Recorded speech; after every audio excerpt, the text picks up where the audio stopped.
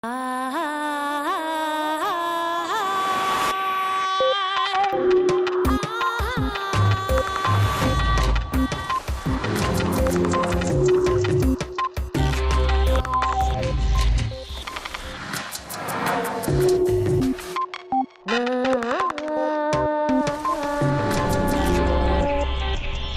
cabe duda de que la realidad es distinta de cómo la vemos. Kia Nobre.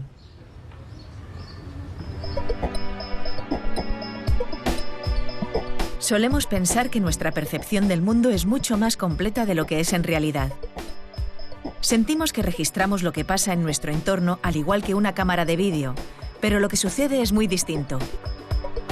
Eduard Punset viajó a Mallorca para entrevistar a algunos de los neurocientíficos más destacados del mundo, que se habían reunido en el 11º Congreso Internacional de Neurociencia Cognitiva. En este capítulo de Redes, Kia Nobre, neurocientífica de la Universidad de Oxford, nos explica algunos de los recursos que utiliza el cerebro para hacerse una idea de lo que sucede en su entorno.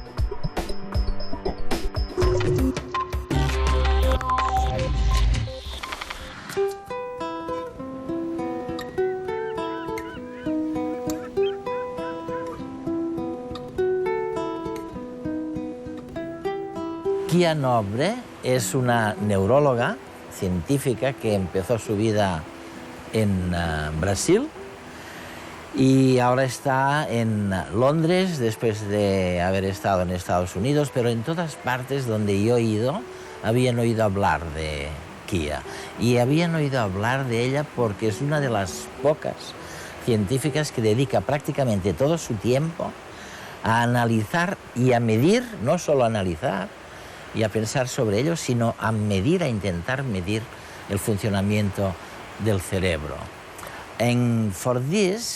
Y por eso Kia, y me corrige si me equivoco, por eso intentas recurrir a los métodos no invasivos, como las imágenes cerebrales por resonancia magnética o los magnetoencefalografías. ¿Qué diablos puedes ver que no verías sin estos métodos? Lo que me interesa, sobre todo, es intentar entender cómo el cerebro es capaz de generar una vida mental tan rica como la nuestra. Entender nuestra cognición. Para hacerlo, intentamos mirar qué ocurre en el cerebro de una persona sana mientras piensa o percibe el mundo. Así que utilizamos varios métodos distintos para intentar descifrar esa actividad mental. Hablemos un poquito del tiempo, de este tiempo que utiliza el cerebro. Y ya sabes, a mí me encantan los fósiles. Tiendo a confiar mucho en el concepto geológico del tiempo. Eso está bien. Estoy acostumbrado a pensar en millones de años, aunque otras personas no. La mayoría de mis amigos son muy impacientes y están pendientes del tiempo todo el rato, cuentan los minutos para llegar a los sitios. Sí. Pero, ¿qué hace realmente el cerebro cuando se enfrenta al problema del tiempo? Quiero decir, ¿se trata de un concepto geológico? ¿Es instantáneo? ¿Es fugaz? Bueno, es un tema muy complicado.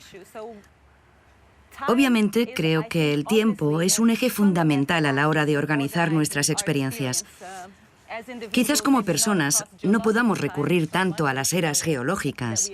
Sí. Pero sabemos muy poco sobre cómo está representado el tiempo en el cerebro. Diría que no sabemos prácticamente nada. El marco temporal que yo estudio es en realidad la temporización del pensamiento, cosas como organizar la percepción y las acciones. Esas cosas suceden más rápidamente que una mirada al reloj, en una escala de cientos de milisegundos, en menos de un segundo. Ese campo de estudio en el que intentamos entender la temporización del pensamiento es muy prolífico en estos momentos. Pero no tenemos todavía una noción generalmente aceptada de cómo está representada dicha temporización en el cerebro. Y sin embargo, supongo, bueno, Creo que lo que estás diciendo es que la concepción que nuestro cerebro tiene del tiempo, si es que existe algo así,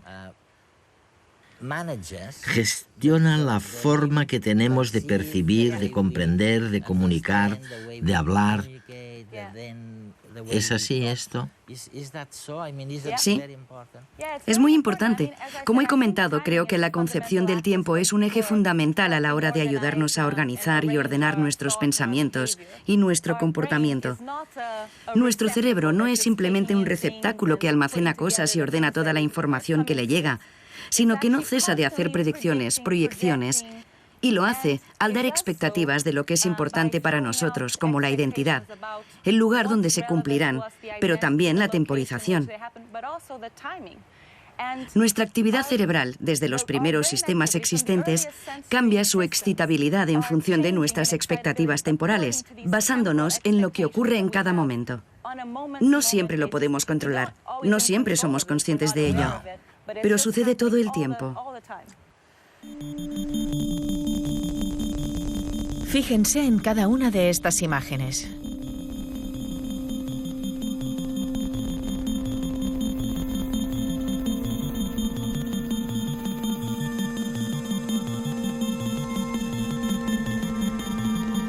¿Ha estado la imagen de la flor el mismo tiempo que las otras en pantalla?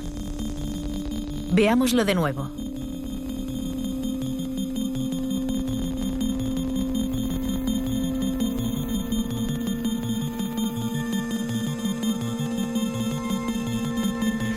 Aunque parezca que la imagen de la flor dura un poco más, en realidad todas duran lo mismo.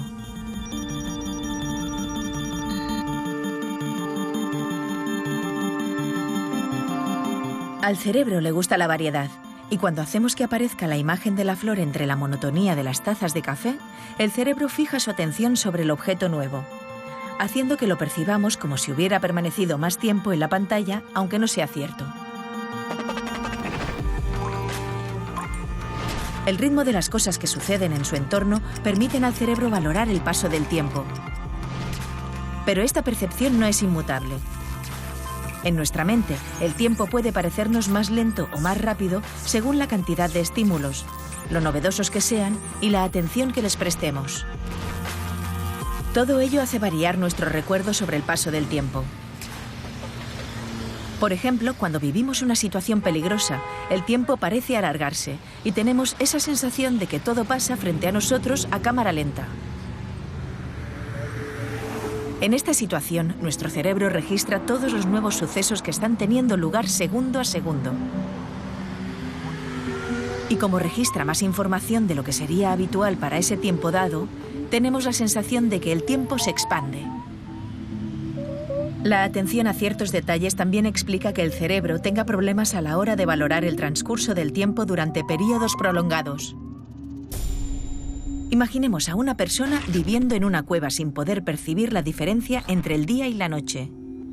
En esta situación, el cerebro carece de estímulos y tiende a condensar el tiempo y a creer que ha estado menos días encerrado de los reales. Lo que los investigadores proponen es que cuando un suceso se repite, el cerebro invierte menos en inspeccionarlo y la repetición acostumbra a este, que da por sentado lo que va a ocurrir luego.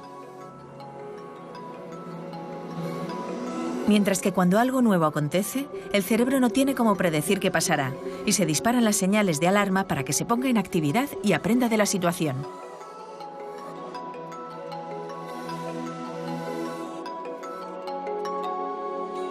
El tiempo no es solo relativo en el mundo exterior, sino también dentro de nuestras propias cabezas.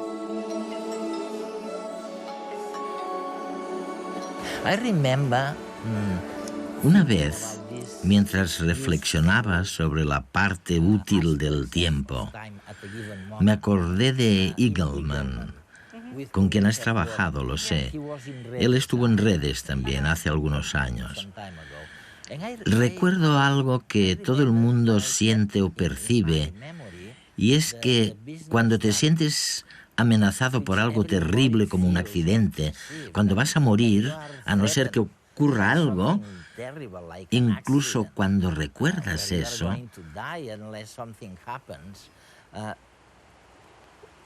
Incluso cuando te acuerdas de este tiempo, resulta que el tiempo va mucho más despacio. ¿Qué puedes contarme al respecto? ¿Cómo es posible? Bueno, que creo que David Eagleman es la persona que ha realizado los estudios más divertidos y disparatados sobre el puenting. No sé si te lo ha comentado, este tipo de cosas. Es cierto que cuando centramos nuestra atención en algo, cuando nos sucede algo amenazador y nos sentimos motivados para buscar qué ha pasado, estas cosas cambian nuestra percepción del tiempo. Hay muchas otras ilusiones temporales a las que nos enfrentamos constantemente. Las damos por sentadas y no nos damos demasiada cuenta, pero si, por ejemplo, nos fijamos en la esfera de un reloj que se mueve, parece que el reloj se ha detenido un instante y que luego se vuelve a poner en marcha. Está relacionado con el hecho de centrar la atención en el tiempo que se retrasa, en el tiempo que se ralentiza. Y hay muchos casos. Creemos que el tiempo es algo lineal y predecible, pero es algo que moldea nuestras experiencias y el estado en el que nos encontramos como organismos. Es fantástico porque lo que sugieres es que en verdad estamos haciendo predicciones todo el tiempo. Sí.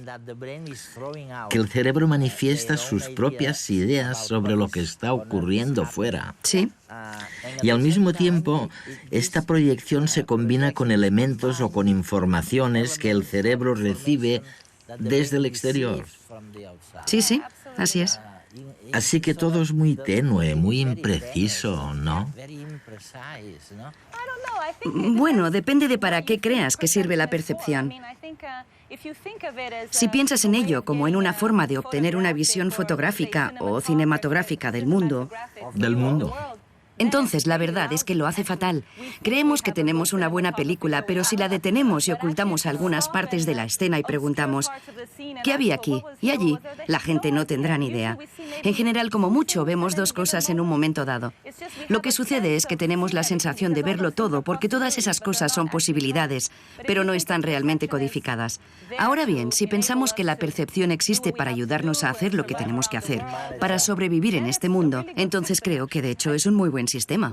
Bueno, el tema es conciliar lo que tú estás diciendo con lo que yo preguntaba hace muchos años a mis amigos físicos, ¿no?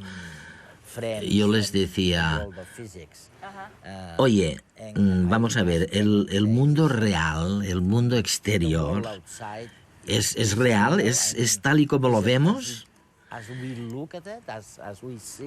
O por el contrario, otras personas me dirían un poquito más lo que tú me estás diciendo. No es exactamente lo mismo porque la realidad es diferente, ¿no?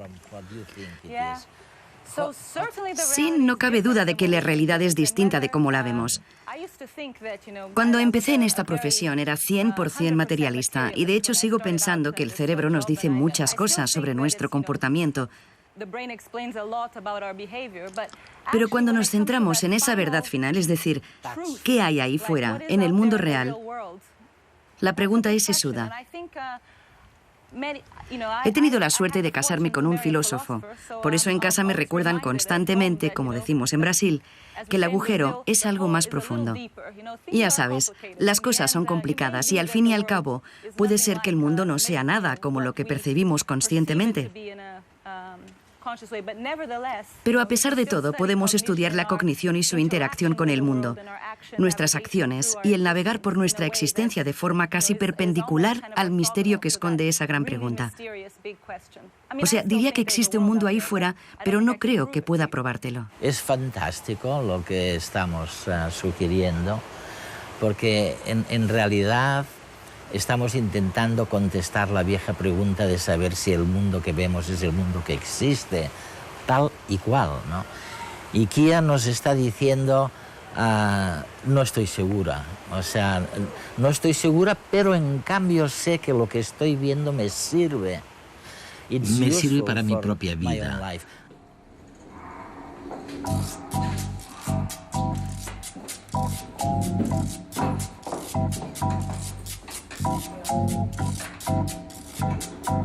Nuestra idea sobre el funcionamiento del cerebro ha variado, Desde considerarlo un espejo donde el mundo exterior se refleja a cada instante, a verlo como el creador de la realidad, adelantándose a lo que pasa alrededor. ¿Qué pasa? Por ejemplo, Carlos no puede evitar lanzar hipótesis y proyectarse en el futuro. ¿Se caerá el ascensor? ¿Llegaré a tiempo a la cita? El cerebro está constantemente adelantándose a lo que está ocurriendo. Hola.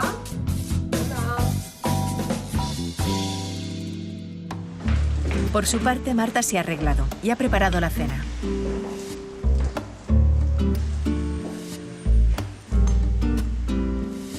Todo está listo, pero Carlos tarda y ella se impacienta.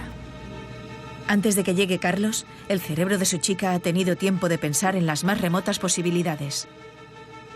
¿Habrá tenido un accidente? ¿Se retrasa demasiado? ¿O no? ¿Lo mismo está con otra? No sé. Prefiero no pensarlo.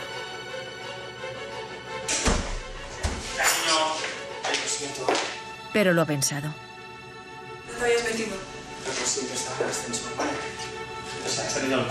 Y ahora que tiene a Carlos frente a ella, no puede evitar el notar ese nuevo aroma. ¿Cómo parece más desaliñado y nervioso que de costumbre? ¿Y esos cabellos en su camisa? Ya no le quedan dudas. Carlos ha estado con otra. ¿Cenamos? Nuestra atención es selectiva y amplifica o filtra la información que le llega del mundo exterior conforme a nuestros propios propósitos y deseos, creando hipótesis del mundo que, junto a las memorias que retenemos en nuestro interior, guían y manipulan la información sensorial para crear nuestra realidad particular. La percepción de la realidad es una construcción de la mente. La eterna pregunta sigue aún sin respuesta. ¿Conocemos la realidad o solamente pensamos en ella? Nuestra mente es el umbral entre el mundo físico y nuestro particular mundo de pensamientos. ¿Ha habido algún cambio? Quiero decir, un cambio real entre el mundo al que estaban acostumbrados nuestros abuelos, que supuestamente era un mundo con muy pocos objetos y poca atención, al mundo de hoy, al mundo digital, culpable de que reprochemos a nuestros estudiantes que no se concentran suficientemente porque reciben tantos estímulos que son incapaces de asimilarlos? Quiero decir, ese mundo era menos vacío que el mundo actual. Creo que el mundo ha cambiado. Hay algunos estudios de colegas míos de distintos países que ponen de manifiesto que aun cuando el mundo es un lugar cada vez más ajetreado y caótico, los niños, al jugar a los videojuegos y consolas, también se concentran mejor. Así que no creo que debamos disculparlos diciendo, es que mis estudiantes, los jóvenes, reciben demasiada información, porque pienso que la formación que reciben les proporciona mejores herramientas para gestionarla. Recuerdo siempre la camiseta de un pedagogo amigo americano que decía, decía, mamá, no es que tenga un déficit de atención, es que no me interesa. Sí, exactamente. Creo que tiene mucho que ver con eso. No me interesa lo que estás diciendo. Claro. Creo que las cosas han cambiado, pero quizás lo veo así por mi edad, porque estoy en esa etapa de la vida en la que a uno le empiezan a molestar los cambios. Me parece que la gente evita pensar mucho, pensar en silencio.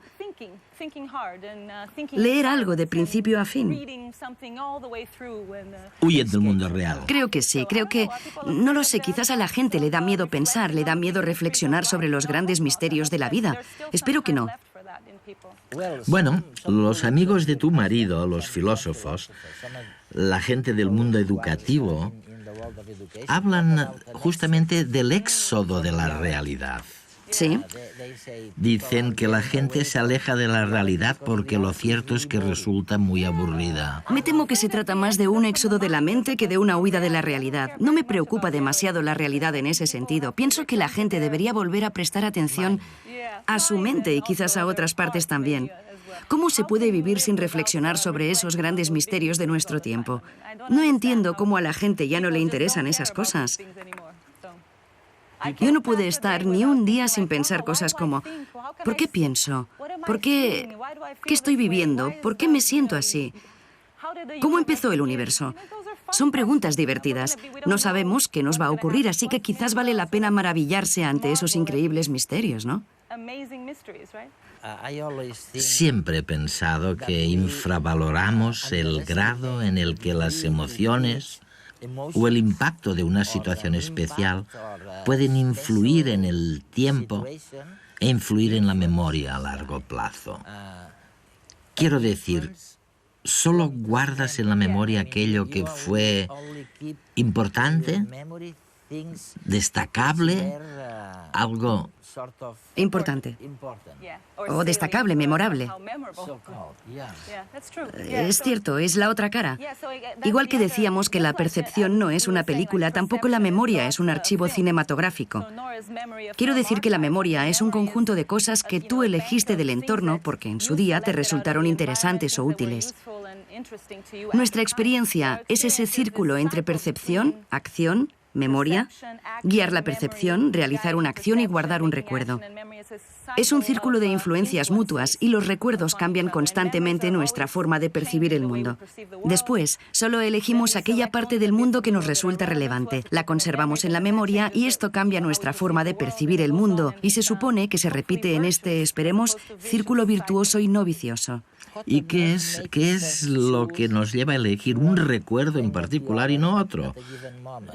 ¿Cómo funciona? ¿Cuál es el papel? Creo que tú lo llamas atención selectiva. Sí. Creo que es una interacción entre varios aspectos. Posiblemente uno tenga que ver con nuestro aprendizaje. Por un lado, cuando estamos en una situación en la que nos hemos planteado un objetivo o una tarea, nuestro cerebro prepara todo lo que es relevante para el desempeño de dicha tarea.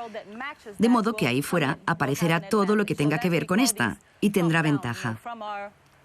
Llamamos a esto enfoque de arriba abajo, es decir, nuestra voluntad se proyecta sobre la tarea y sobre nuestra percepción. Por otro lado, es obvio que la evolución también es otro largo proceso de aprendizaje que llevamos codificado. La sensibilidad ante cosas que potencialmente pueden resultarnos relevantes. Señales que hay ahí fuera, por ejemplo, cualquier cosa muy ruidosa, brillante, que se mueva deprisa hacia nosotros. Todo eso lo procesamos inmediatamente. Así que es una interacción entre lo que queremos y aquello a lo que tenemos que reaccionar por nuestra propia evolución, tal y como está codificado en nuestro sistema perceptivo.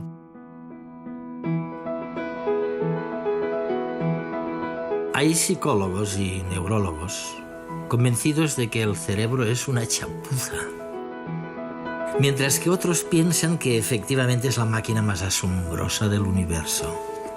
¿Y dónde está la verdad?, se preguntarán ustedes. ¿En medio?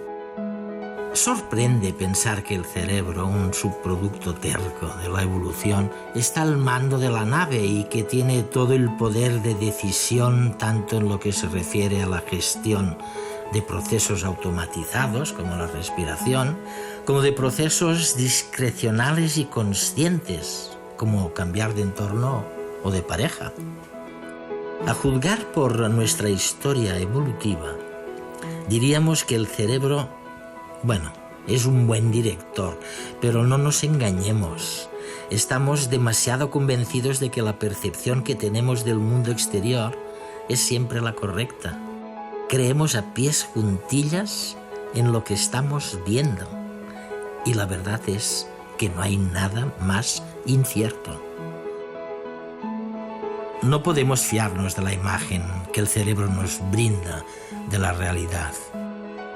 La paradoja está en que sí podemos fiarnos, en cambio, de la intuición.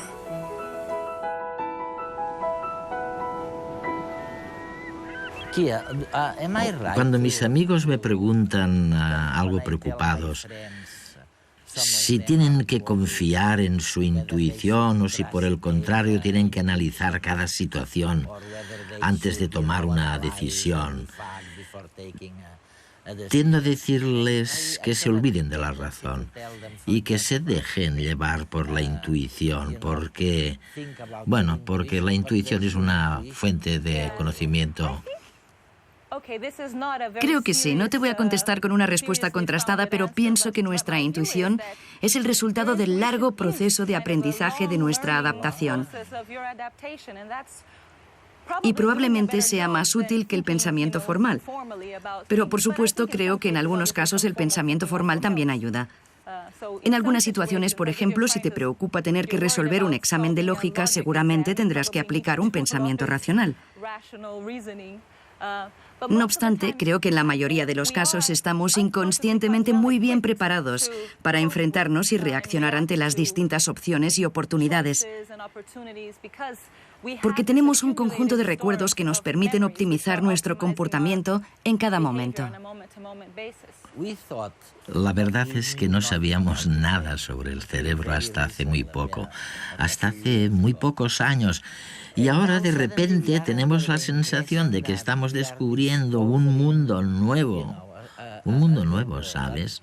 De que estamos recibiendo algunas pistas que quizás nos digan por qué somos como somos. ¿Es así como lo ves? Sí, creo que es un auténtico privilegio vivir en una época en la que las tecnologías nos permiten analizar esos principios, desde el cerebro hasta el comportamiento. No creo que sepamos tanto como a veces nos quieren hacer creer en los medios de comunicación o los periódicos. A veces pensamos, aquí está el centro del cerebro o allí.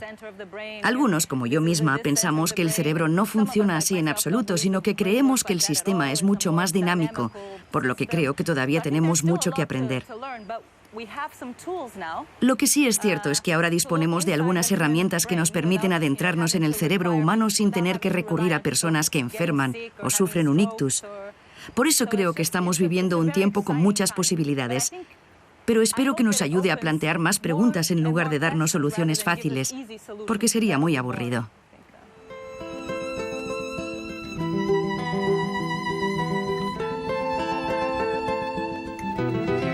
El tiempo es un eje fundamental a la hora de organizar nuestras experiencias. Kia Nobre.